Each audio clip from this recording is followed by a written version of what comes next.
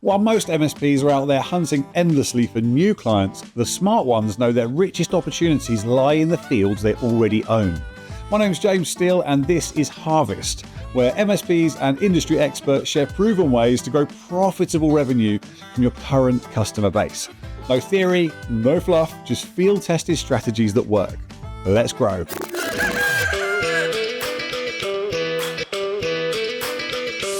If you are not the most innovative in your space, if you're not the cheapest, then it's about customer intimacy. Somebody having a meeting with a client said they were really customer focused, but didn't ask a single question about their business. Saying you're customer focused doesn't make you customer focused. You have to determine is, who do you want to be? What is your identity? The biggest challenge that vendors have is that they don't have the customer intimacy that you as an MSP have. MSPs should know their clients a lot better, a lot more intimate, and with a lot more details.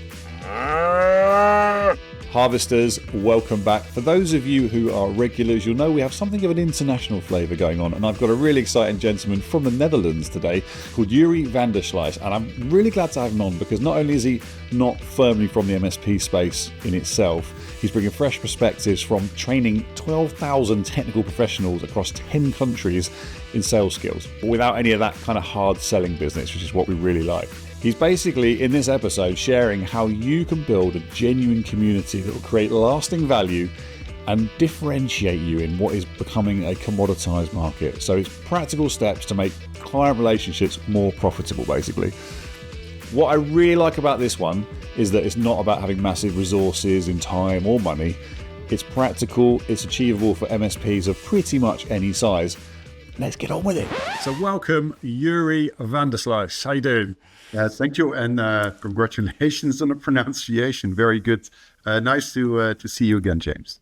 Yuri, I can't tell you how nervous I was about that pronunciation, but I think we got there. You got it. You nailed it, man. Excellent. Listen, we're going to talk about something quite interesting today. So one of the major problems that MSPs have, we're sort of heading towards this sort of commoditization period where a lot of services do look the same. So everyone is trying to make sure they're really differentiating, and you've got quite a unique take on a way that you can do that, and it's around community. So let's dive straight in. Perhaps you can talk to us a little bit about the value of creating a community and what that actually means, because I'm telling you now, that sounds like a lot of work for me as an MSP. So thank you. So first, let me give a little bit of background. So I remember, I think it was a book written in 1995, I think. It was around 3 models about leadership. It's either you have operational excellence, like cost leadership. You provide your service at the lowest cost. That's one way to do it. Like the Walmarts, you're just the cheapest out there for a reasonable quality. Or you're the most innovative one. You have something that nobody else has, like the Apples or the newest AI feature, and you're clearly the number one. That's innovation. Or you have customer intimacy. So those are the 3 main, and you cannot have 2 or 3. It's either or. That's their philosophy. So if you are not the most innovative in your space, if you're not the cheapest, then it's about customer intimacy. So customer intimacy sounds really nice. It's building relationships. There's nothing new. But how do you build that customer intimacy? And one of the ways to do it is to build a sense of community. That's a very big word, but it comes down to making people feel that they belong to your brand. Even if you're a relatively small MSP, you have 100 clients, 200 clients, 500 clients, you're there with 20, 30 people. How can you create a sense of that if they experienced receiving your service, that it's not just that, but you also share something else together, also with other clients. And anybody can create that. And it's actually quite easy to start. Okay, give us some tactical ideas then. So what's the first thing I should do? Because when I think about community, I think about, I'm going to have to put on this giant professional event that's going to sap all my time and resources, or have like an online community, or there's many different forms it can take. So what do you recommend then for me, Mr. or Mrs. medium-sized MSP? Well, the first thing you have to determine is, who do you want to be? What is your identity? And usually it's analyzed out of what technology services do we deliver, what's in our portfolio. So it's around your tech solutions. But as a brand, you're a lot more than that. So who do you want to be? You can be playful. You can have a mission. What's your mission? What's your purpose? How are you going to help your clients? Because still, I mean, everybody knows this. Technology is a means to an end. It has an impact. It has an outcome to your clients. Now, obviously, I think that one of the best ways is that you have a client portfolio that all share something. There's a reason why they're your client. What is that reason? Now, maybe they're all in the hospitality space, or they're hospitals, or they're in a legal space, or they're in industry. Yuri makes an important point here about finding common ground among your clients. Now, I work with MSPs daily, and I often see that companies are trying to be everything to everyone. I think that's commonplace. But he's right. It's almost impossible to deeply understand and serve multiple industries effectively. So, your actionable tip here, look at your current client base and see if you can identify 2 to 3 sectors where you already have a strong presence. That will be your starting point for building this community. And does this work better if you establish some kind of vertical focus, whether it's totally niching down, or is that the case here? So verticals is fantastic. I love verticals, but it's not necessarily that it has to be verticals, as long as they all they have something in common. If they have nothing in common, it's also really difficult to provide a consistent, predictable customer experience, because one wants this intimacy, the other one, so that I never want to talk to you, it has to work. Somebody else wants the cheapest, somebody else wants to learn about new technologies, and it's all over the place. So the more that your clients are kind of lookalikes, for example, sectors, but there are also other ways how to look at clients. But the whole point is there is a common denominator. And the stronger it is, the more you can actually create a brand. Can you give us examples of that? I'm just thinking about, I'm just imagining like some of the MSPs looking back at their customer base and thinking, well, I've got 3 that are in the legal sector. I mean, I've got a couple of finance guys. They're not going to have that much in common. Are there any other, what grounds would you suggest you look for sort of commonalities? Is there a tech argument there? So perhaps they're all particularly, I don't know, maybe it's a cyber focus. I love that question. So the point is you actually create a combination. So what tech do you deliver? How do you deliver it? And who are your clients? And where is the fit the best? So we've seen an explosion, especially in the security and the cloud space, and it was just land grabbing, and there was so much need and not a lot of suppliers. Now, since we are in a commoditizing space, it doesn't matter who your clients are, because they came from left and right, and business is business, money is money, and it's fine. But just because your former strategy got to where you are now doesn't mean that if you continue on this path, you can just continue to grow like that. So you have to really look at your client portfolio, who suits best to your brand and why. And maybe over time, one of those finance clients, maybe that's not a good fit because their requirements on compliance and other things is not something that you are intrinsically motivated, and you see that your portfolio doesn't really fit that well. You're competing to other MSPs that have only finance. So you have to ask yourself, well, keep them for as long as you can, but maybe those are not your future clients. Or around 40% of your clients are in finance, and the rest is just all over the place. Maybe it makes sense that you move more towards finance or lookalike clients that would fit your client portfolio better, because then you can answer the fundamental question, other than the way how you deliver your services, for what price, who do you want to be, what is your brand, what do you want them to experience, what is your mission, what's your purpose, how do you want to help your clients. Now, once that's very clear, then you've instantly opened up this idea of community. Now, I know that community is a huge word, but you can start extremely, extremely small. Because let's say you have clients in the financial space. They also experience a lot of changes and innovation in their business around compliance, around virtual banking, and around optimization and risk, security. There are specific trends. I'm not an expert in finance, but there are specific trends that they are facing all the time, and they want to talk about it. They want to learn. So as an MSP, you have to be aware of what it is, because their world indirectly should be your world. You can never say, I'm just delivering this technology and whatever happens, your business, that's your business. No, it's the other way around. That's such an important point, isn't it? It really is. And I think that's the transition that we need to make, is almost immersing ourselves in the client businesses. Yeah. But you can't if your clients are all over the place, because how can you be an expert in the hospital, the healthcare space, and in the finance space, and then there you go. There's just you can't do that. And then I think that's going to be the challenge. I think that's for a lot of people listening. They'll be thinking, actually, I've got quite a diverse spread. So they're going to start thinking, okay, what other commonalities are there? There are definitely trends. There's cyber, there's AI, there's things that affect a lot of companies. But let's just say then, so we're totally sold on this idea. It sounds good. We need to put in place some sort of community. What happens? Where does the magic happen? Why should I make the effort to do this? Yeah. So as I mentioned, you have cost leadership, innovation, or customer intimacy. So if the cost of changing and switching, if there's not a sense of this lock-in idea, and I can easily say, sorry, I'm not going to renew, flick of a switch, and I go with another vendor, another MSP, if that is getting easier and easier, then if you don't provide something else of value, where is the customer loyalty actually coming from? Because just to do a good job may not be enough, because they pay for something. Okay, forget with the idea of I'm not making any mistakes, so you'll stay. No.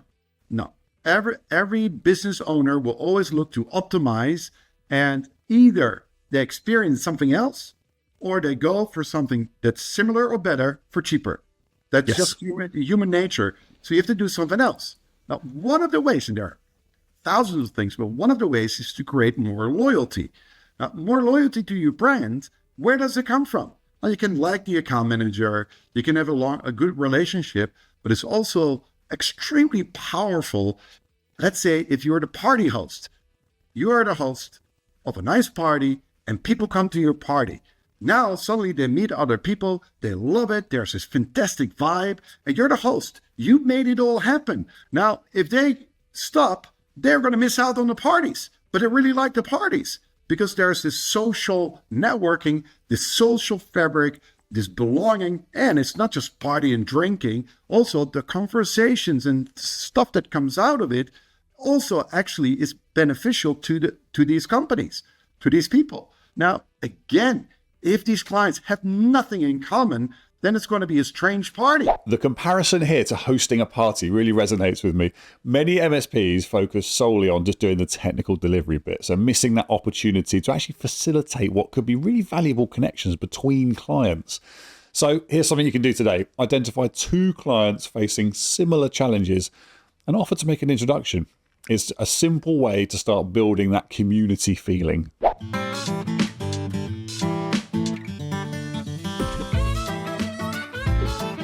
This episode is sponsored by Sales Builder, where I work. I really wanted to tell you about us because I see so many MSP sales teams buried in admin instead of talking to customers and building relationships.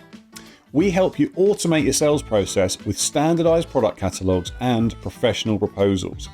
Our service matrix, or the white space module, that's the bit that shows you visually where the opportunities are in your customer base, from service gaps to upcoming renewals. Everything links directly with your PSA and, of course, your distributors. If you'd like to free up your sales team's time and spot more revenue opportunities, simply connect with me on LinkedIn or head to salesbuilder.com. Let's get back to it.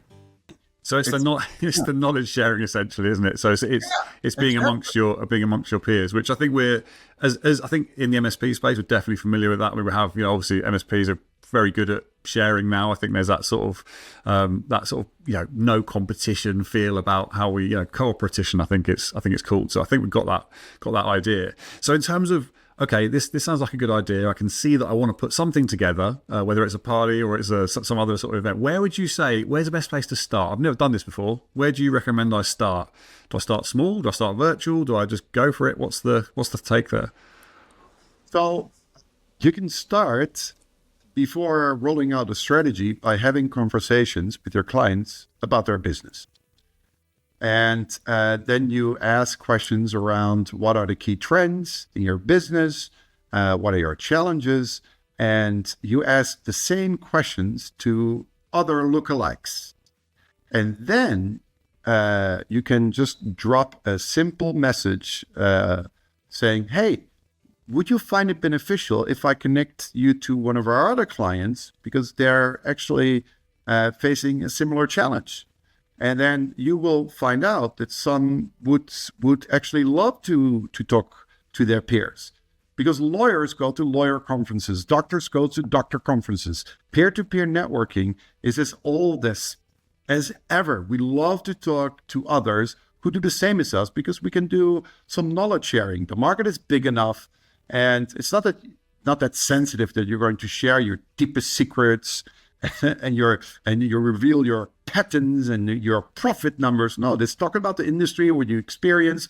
And this is how collaboration also starts. A lot of these companies can collaborate and find partnerships as well. So, but start with asking questions about their business, their challenges, and then the moment you can see overlap in their answers, you can just connect clients. And the moment they're connected and you are actually the person that made that connection happen, then suddenly there is already this little bit of loyalty. Now, if you do this, a month after month, then you find out, hey, wow, I got 10 clients. They all have the same.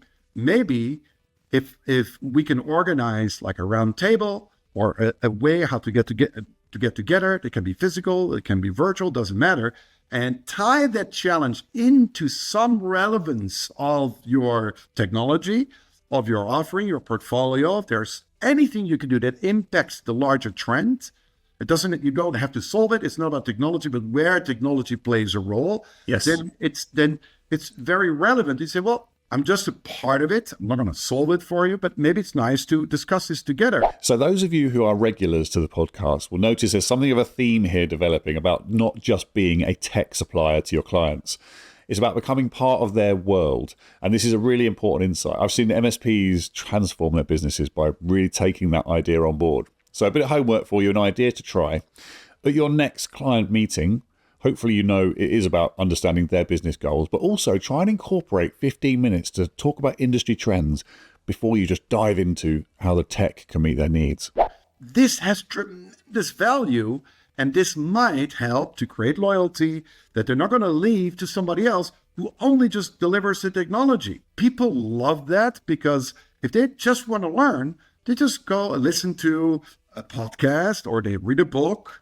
No, the thing is they want to be there because they want to connect to other people. The more technology, the more AI, the more there is a need for the social fabric. And people long for having deep, meaningful connections. So before you know it, you become the in crowd of their industry, even though you're a tech supplier, but it doesn't matter. You're becoming part of their world. You're just the person that takes initiative, and you create a platform where they can connect. The only thing is you have to remember is you need to tie it into your portfolio. Is there anything you can add that might, let's say, keep that effect going? So the event is over. I think we've established how to put together quite a successful event here. I found this really useful.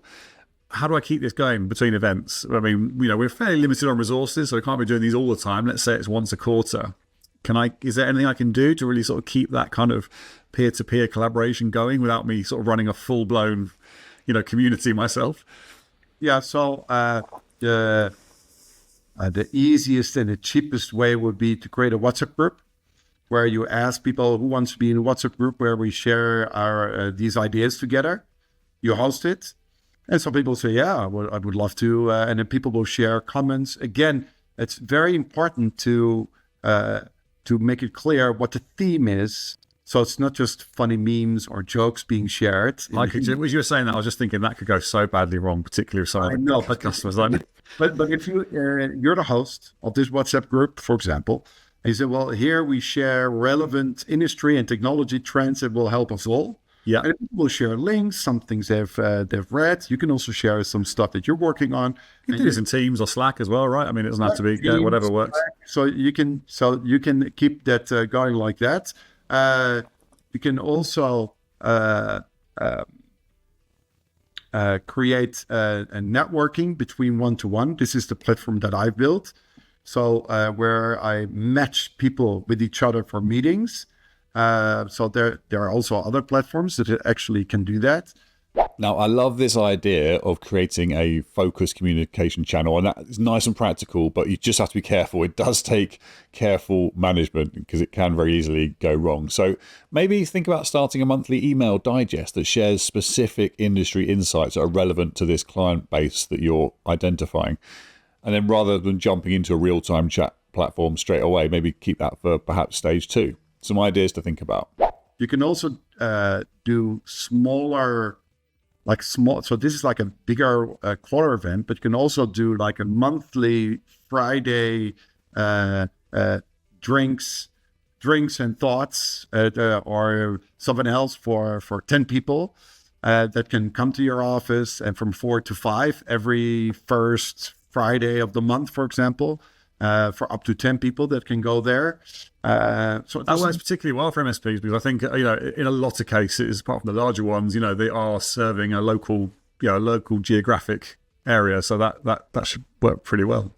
Right. Listen, Yuri, we have a bit of a tradition on the podcast, and that is we like to talk about what we think is not necessarily great advice in the industry. What is a crock of shit? We call it Industry Manure is our section. So is there anything that you hear in the space? Now you do work with MSPs, but also you're in the sort of obviously the sales arena as well. Is there any advice that you hear that just doesn't ring true, that really grinds your gears?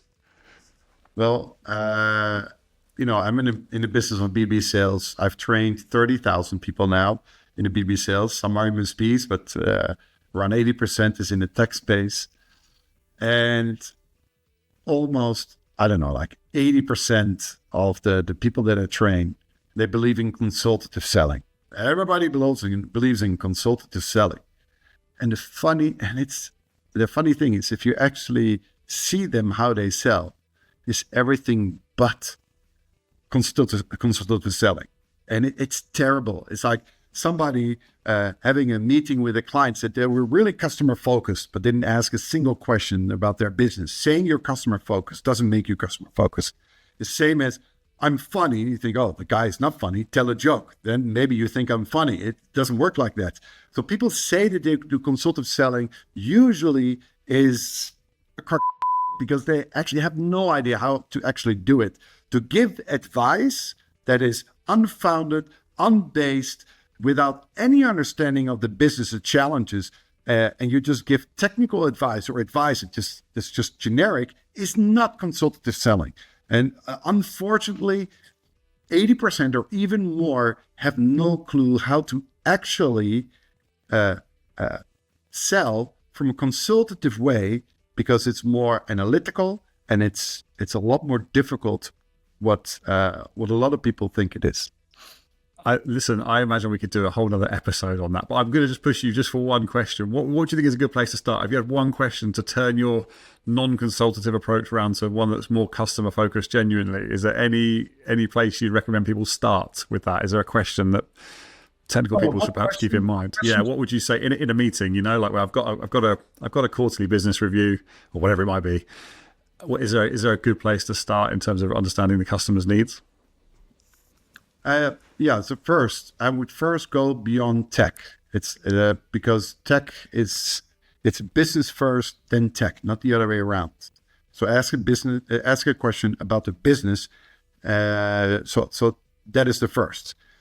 If I only have one question, if it's an existing client, quarter business review, I would ask the following: what is the biggest priority that you hear from your business or in your business that is the number one priority for you this year?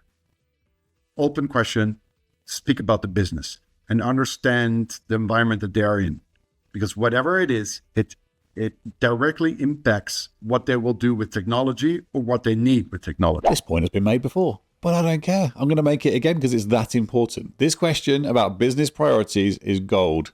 We must shift the conversation from technical metrics to business outcomes to be truly successful. So think about asking a question just like this in your next business review, whenever that might be. You might just be surprised what you'll learn. Yuri, we have a final section. We call it Pass the Pitchfork. Now, this is where we give you a question from the previous guest of the episode, and then we ask you to give us a question for the next guest. So first of all, our last guest was Ian Groves. He's the MD of Start Tech Technology, an MSP, and he was keen to know, and I know you will have some experience in this space, how can vendors and MSPs work together better? So on the vendor side, you have a lot of sort of, very sizable organizations with significant resources, and perhaps not so much on the MSP side in some cases. How can the two work together? Is there any way you can see supplier and customer working better together in that kind of scenario, if that makes sense? My first thought that comes to mind is the biggest challenge the vendors have is that they don't have the customer intimacy that you as an MSP have. MSPs should know their clients a lot better, a lot more intimate, and with a lot more details. So make sure that you capture the needs, the situation, how they use the technology, what they like and what they don't like. Capture that frequently with a lot of data, statistics, insights. Capture it and make a little report about it, on it. And then you can actually speak to the vendor with those insights because it's extremely valuable. It also makes you more valuable as an MSP. It also increases your relationship with the vendor, and it allows you as an MSP, even if it's a huge vendor, to actually influence the way how you cooperate and do stuff together. In fact, if you do it really well, maybe you can invite the vendor that is also interested in the finance or the healthcare industry and know that that's what your focus is. And they also want to learn and be part of that brainstorm.